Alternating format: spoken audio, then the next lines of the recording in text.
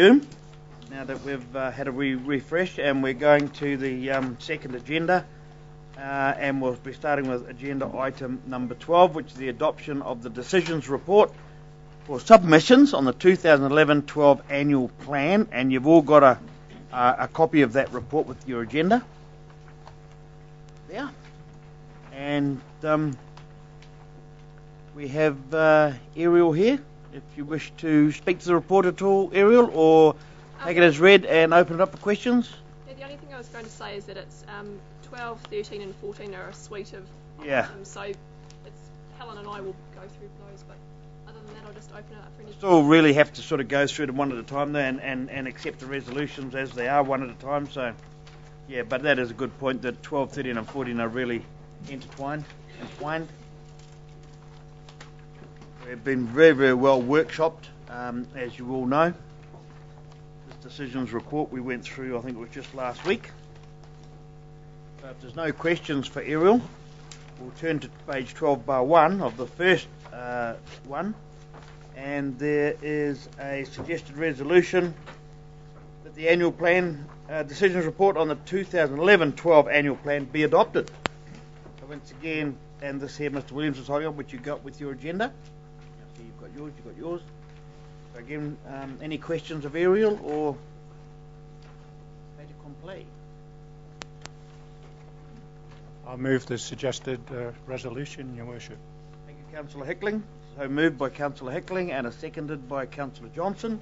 All those in favour say aye. Aye. Carried, thank you. And as I said, these three items are very intertwined. So the next one's moving to the LTCCP 2009-19 amendment. You'll notice this is the LTCCP because we don't go to an LTP till next year. So this is the 09, and this is the one rating area and targeted rate for the TTCB, Turangi-Tongariro Community Board, targeted rate, so they retained their community board, which we all support. So that's agenda item number 13. Again, we have Helen and Ariel. Wow. Okay, so I'll open that up for any questions. You'll see that it's been ticked off by the Auditor General. And do you wish to say anything, Ms. Gilbert, Helen? No, we did a lot of work on this. You've done hearings, you've done deliberations. This, as you said, will enable you to change the rating structure. And unless somebody's got any questions, you go to page 13 bar 1. You will see the suggested resolution that Council proceeds with the LTCCP amendment in the statement of proposal and that it be adopted.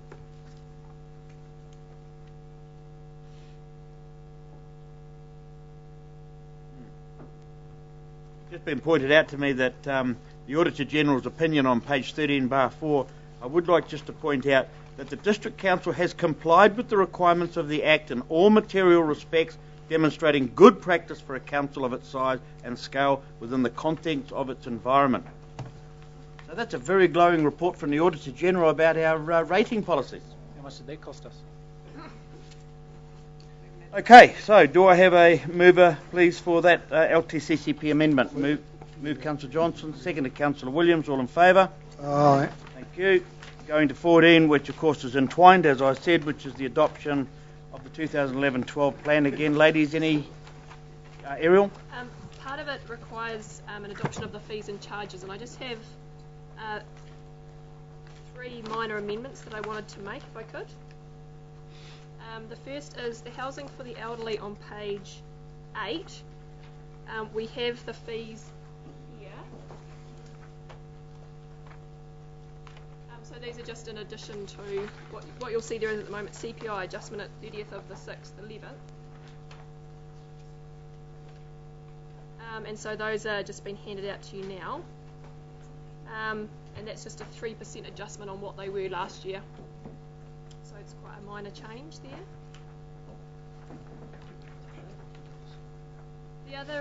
The other comment that I wanted to make was just in relation to the AC Baths fees, and that was due to the decision that you had made against the submissions you received on the AC Baths. And the decision you had made was that during the periods of refurbishment at the AC Baths, you would charge a 3-month membership at a quarter of the price of a 12-month membership. So usually a 3-month membership is $60, but during refurbishment that would come to $43.75. I guess I'd just make the point that at the moment, stage 1 of the refurbishment has been completed, and it's not anticipated that any construction works would start until the last quarter of this financial year. So what that means is that we've kept the pricing structure in there as it is, but staff will amend that at the time that refurbishment actually starts, so that people will know that those prices have been amended at that point. Okay, makes sense. Comments from anybody around the table? No? Okay. The only other change is on page 22, and it's just in regards to the solid waste management. We had agreed to increase the charge to $5. I've just changed that as well. That's just a typo, isn't it? That says 2, changed to 5, yeah. Okay. Anything further from anybody? There being no further talk on that one, on number 14, the suggested resolution on page 14, bar 3, numbered 1 through to 4. I'll take it that you've read that, particularly the person that goes to move it, rather than me read it out. So no talk, no more discussion on that. Is there a mover for that suggested resolution? Page 14 bar 3. Councillor Downard. Seconded. Councillor Hickling.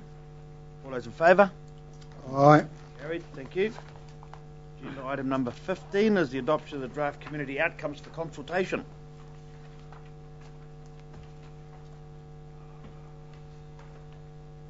And Ariel again is on the hot seat if anybody wants any clarity on this agenda item. Okay, forever hold your peace. There being none, again, page 15 bar 1, the suggested resolution is that the Council adopts the draft community outcomes for consultation. I would like to move that, please. It's moved by Councillor Williams, seconded by Councillor Kirk. All those in favour? Aye.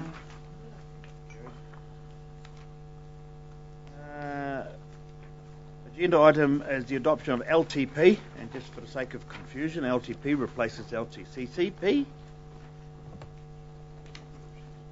Yep. You've got your options paper that came with it.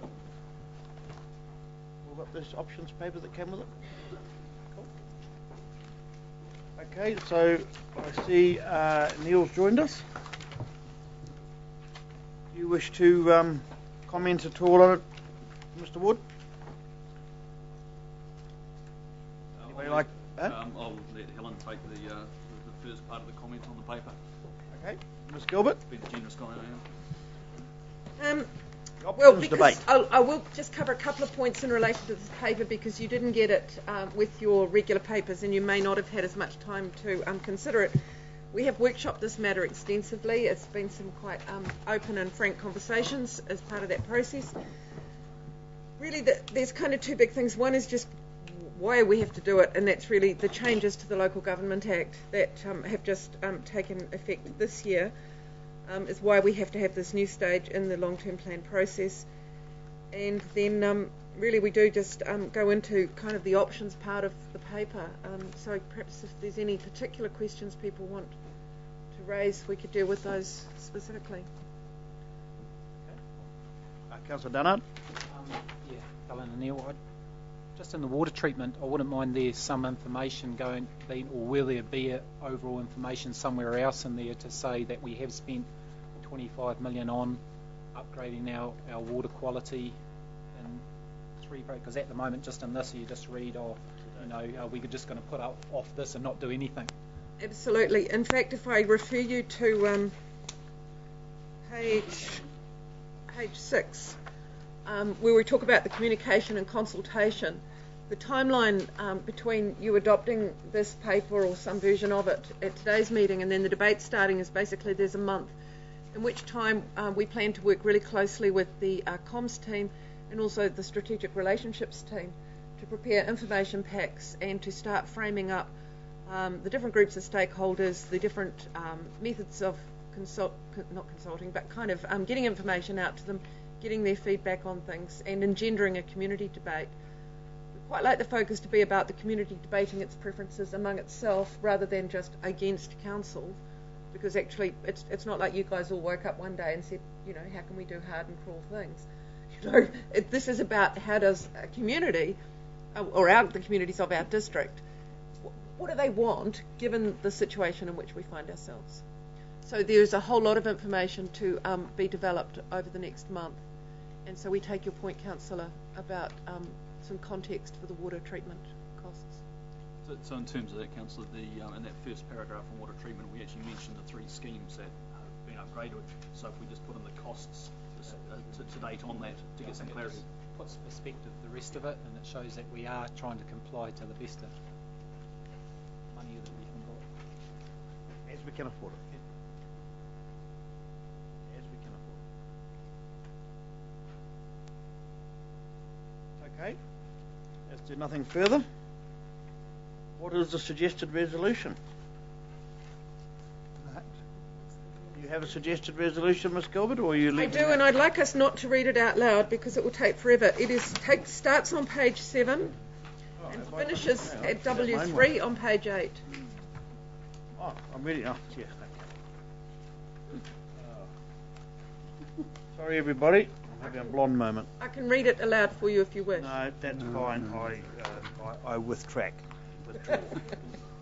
So going to the handout, page 7 and 8 are obviously the suggested resolution, which is, as Councillor Downard pointed out, water treatment options, because they're very expensive options for us going forward. Debt funding options, etc., community facility options, growth projections, etc., which is causing us to be, for us to find ourselves where we are and where to from here. So that's the option to go out for the public input.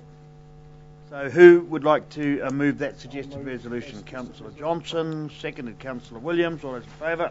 Aye. Going out.